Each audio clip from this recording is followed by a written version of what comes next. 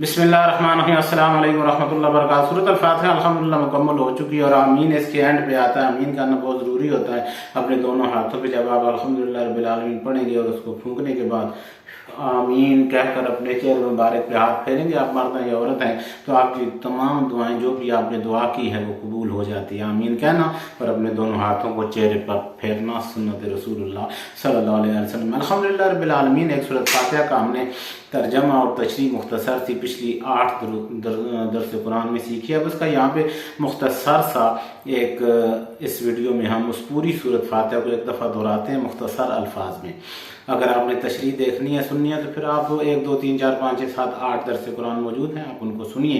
और अगर आपने नहीं सुनी तो फिर इसमें उस सूरत अल-फातिहा का खुलासा है। औज़ु बिल्लाहि मिनश शैतानिर रजीम, मैं पनाह में आता हूँ अल्लाह की। मैं कमज़ोर हूँ, कमज़ोर ताकतवर की पनाह में आता है। मैंने अल्लाह को ताकतवर, खुद को कमज़ोर समझा, लिहाजा पनाह में आ गया। शैतान मरदूद से पनाह में आया इसलिए कि मैं मुकाबला नहीं कर सकता अपने इल्म और अपनी ताकत की बुनियाद पर शैतान का। अल्लाह ही मुझको बचा सकता है, अल्लाह के अलावा कोई भी नहीं बचा सकता, चाहे वो कोई भी हो। बिस्मिल्लाहिर्रहमानिर्रहीम, अल्लाह पाक के पाक नाम से शुरू करता हूँ जो रहमान और रहीम है। अल्हम्दुलिल्लाह रब्बिल आलमीन, सारी की सारी तारीफें अल्लाह के लिए। अल्लाह से पहले और अल्लाह के बाद किसी की भी कोई भी तारीफ नहीं है। अगर आपने अल्लाह से पहले किसी की तारीफ कर दी या अपनी तारीफ मुकम्मल करने के बाद एंड पे फिर अल्लाह की तारीफ ना की तो आपने तारीफ का हक अदा नहीं किया। और अर्रहमान रहीम अल्लाह वो है। अल्हम्दुलिल्लाह रब्बिल आलमीन, सारी की सारी तारीफें अल्लाह के लिए। पूरी कायनात का पालने वाला वही है। हमारे सामने दुकान हो, मकान हो, इदारा हो, कुछ भी हो, लेकिन पालने वाला अल्लाह, अल्लाह के अलावा कोई नहीं पालता। ये कहना कि मैं पाल रहा हूँ घर के 10 अफराद को, ये कहना अल्हम्दुलिल्लाह रब्बिल आलमीन की नफी है। अल्लाह कहता है मैं पालता हूँ और आप कहते हो कि मैं पालता हूँ। जैसे मैं यहाँ सऊदी अरब में हूँ तब मैं कहूँ कि मैं अपनी फैमिली को पाल रहा हूँ तो मैं अल्हम्दुलिल्लाह रब्बिल आलमीन की नफी कर रहा हूँ, क्योंकि पालने वाली ज़ात अल्लाह की है। अल्लाह की ज़ात पालने वाली है तो अल्लाह ही पाल रहा है। मैं या दुकान या इदारे या कंपनियां या कुछ भी सिर्फ जराए हैं, असबाब हैं, पालने वाले नहीं है। आगे रहमान रहीम, रहमान वो होता है जो बगैर मजदूरी के अदायगी करता है, बगैर मजदूरी के, यानी कि आप उसकी मजदूरी नहीं करते हो फिर भी वो आपको नवाजता चला जाता है। वो रहमान और रहीम वो है कि अगर आपने मजदूरी कर दी उसके लिए फिर आपको इतना देगा कि आप सोच भी नहीं सकते। यानी कि आप कहीं काम करते हैं, आपकी तनख्वाह 10,000 है तो ज़्यादा से ज़्यादा वो आप मेहरबानी करके 12,000 कर देगा। बहुत ज़्यादा तीर मारेगा तो 1,00,000 कर देगा, इससे ज़्यादा तो नहीं कर सकता है। लेकिन अल्लाह वो है कि आखिरी दर्जे के जंती को इतनी बड़ी जंती मजदूरी के तौर पे देगा कि जो ज़मीन से आसमान तक जितना भी एरिया बनता है, पूरी दुनिया, पूरी कायनात जो हमको दिखाई देती है आसमान तक, और ये पूरी ज़मीन और इसके दरमियान का सारा हिस्सा, इससे 70 गुना ज़्यादा एक आखिरी जंती को जन्नत अलाट करेगा। इतनी बड़ी प्रॉपर्टी देगा सिर्फ मजदूरी के तौर पर। छोटी, सबसे छोटी मजदूरी ये होगी। अब अंदाज़ा लगाइए जिसकी सबसे छोटी मजदूरी ये है तो फिर जो अमाल करते हैं, तस्बीहात पढ़ते हैं, नमाज पढ़ते हैं, कुरान पढ़ते हैं, अल्लाह के लिए अमाल करते हैं, उनको कितनी बड़ी मजदूरियाँ देगा। तो ये इंसानी सोच से बाहर की बात है कि और रहीम इतना बड़ा है कि फिर मजदूरी भी अपनी शान के मुताबिक देता है, इस जान में भी अगले जान में भी। मालिक यौमिद्दीन, वो मालिक भी है और मलिक, मलिक यानी कि बादशाह भी है, मालिक यानी कि उसकी ही मलकियत भी है। दुनिया के अंदर जो बादशाह होते हैं वो एक वक्त में या तो बादशाह होता है या मालिक होता है। आप या तो अपने घर के प्लाजे के मालिक हैं या फिर आप मुल्क के बादशाह हैं। ऐसा नहीं हो सकता कि आप मुल्क के बादशाह भी हों और वो पूरा मुल्क जिसकी बादशाही आपके पास है फिर आप उसी मुल्क के पूरे के मालिक भी हों। ऐसा नहीं हुआ कायनात में, आज तक होगा भी नहीं क़यामत तक।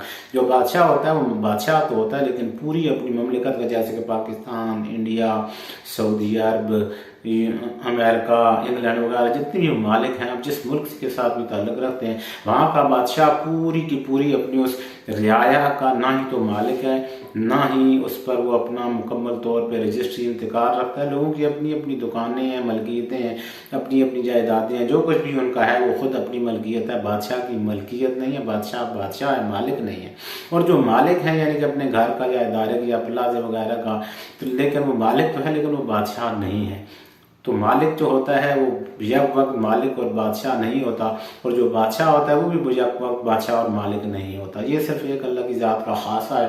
पूरी कायनात की मलकियत भी रखता है, पूरी कायनात का बादशाह भी है, रोज़े इज़्ज़ात के दिन का मालिक है। जितने भी हम वीडियोज़ वगैरह बनाते हैं, अपलोड करते जाते हैं, ये सारी हमारे अमालनामे में दर्ज होती हैं। अगर हम बुरी वीडियोज़ बना रहे हैं या सुन रहे हैं या देख रहे हैं तो ये गलत बात है, इसी की हमारे अमालनामे में बोझ डाल रहा है तो हमें पढ़ना चाहिए। अस्तग़फिरुल्लाह रब्बी मिन कुल्लि ज़म्बिन व अतूबु इलैह, अस्तग़फिरुल्लाह रब्बी मिन कुल्लि ज़म्बिन व अतूबु इलैह, अस्तग़फिरुल्लाह रब्बी मिन कुल्लि कुल्ल ज़म्मिन व अतूबु इलैह, तो इस तरह ये उसामा नामे से डिलीट हो जाती है। मरने से पहले हर किस्म की बुरी चीज़ जो आपने अपलोड की या बुरा इंटरव्यू जो आपने दिया उसकी माफ़ी मांगकर उसको अपने अगर आपके इख्तियार में है तो उसे डिलीट कर दीजिए, ताकि आपकी दुनिया से जाने के बाद वो गुनाह फिर जिंदा ना रहे, आपके साथ ही वो गुनाह भी मिट जाए। इसके बाद आगे चले जाइए। या का नाम तो सारी की सारी बातें अल्लाह के लिए, इबादत अल्लाह के अलावा किसी की नहीं है, इसलिए कि अल्लाह के अलावा कोई इबादत के लायक ही नहीं है, और सारी की सारी मदद अल्लाह से है, इसलिए कि अल्लाह के अलावा किसी की जो औकात ही नहीं है को अपने तौर पर मदद कर सके।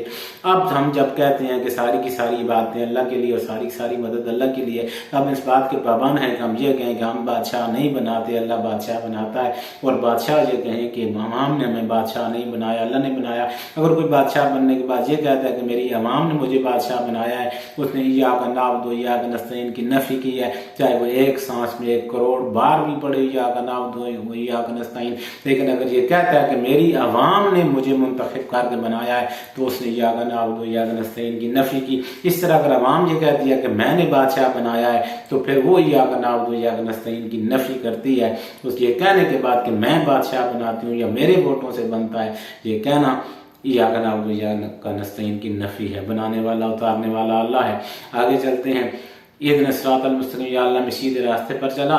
सीधा रास्ता कौन सा है? सिरातल लज़ीना अनअमता अलैहिम, नाम याफ्ता लोगों का रास्ता। तो मुकल्लिद होना पड़ेगा इमाम अबू हनीफा रहमतुल्लाह बरकातहू। उसमें दुनिया की सबसे बड़ी तादाद इस वक्त इमाम अबू हनीफा रहमतुल्लाह बरकातहू के साथ है, बशमूल मेरे। इसलिए मैं आपको दावत दूंगा, क्योंकि मैं इस फ़िक़्ह में हूँ, तो इमाम अबू हनीफा रहमतुल्लाह बरकातहू की फ़िक़्ह का इंतखाब कीजिए। मुकल्लिद होने का हुक्म अल्लाह दे रहा है। सिरातल लज़ीना अनअमता अलैहिम, या अल्लाह मुझे मुकल्लिद बना इनाम याफ्ता लोगों का। इसलिए आप इमाम शाफी, इमाम अहमद बिन हम्बल, इमाम मालिक, हज़रत सैयदना इमाम जाफ़र सादिक़ अलैहिस्सलाम किसी के भी मुकल्लद हो जाइए, लेकिन हो जाइए। अगर आप गैर मुकल्लद हैं तो आप बहुत अच्छे इंसान हैं, आप हमारे लिए काबिल मोहतरम हैं और रहेंगे। बेशक आप मुसलमान हैं और बेशक आप जन्नत में जाएंगे, लेकिन कुरान की इस हदायत पर आप अमल नहीं कर रहे हैं कि कुरान कह रहा है कि आपको मुकल्लद होना चाहिए, तो हो जाना चाहिए। आगे गैर मग़ज़ूब अलैहिम वलद्दालिन, मग़ज़ूब वो होता है जिसके पास इल्म होता है कि अल्लाह की ज़ात के साथ शिरक करना गुनाह अजीम है, वो ये जानता है और फिर लोगों को दावत देता है शिरक की।